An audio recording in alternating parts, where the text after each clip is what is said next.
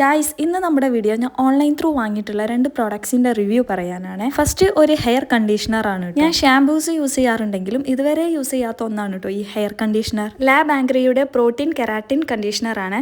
Almond ഓയിലും eucalyptus ഓയിലും ആണ് ഇതിലെ main ingredient. Damaged and brittle ഹെയർസിനാണ് ഇത് മെയിൻ ആയിട്ട് യൂസ് ആക്കുന്നത്. പാരബൻ ഫ്രീയും SLS ഫ്രീയും ആണ് കേട്ടോ. ഓൾമോസ്റ്റ് ഓൾ ടൈപ്പ് ഓഫ് ഹെയർസിന് യൂസ് ആക്കാൻ പറ്റുന്നതാണ്. ഇങ്ങനെയൊക്കെ കണ്ടിട്ടാണ് ഞാൻ വാങ്ങിച്ചത്.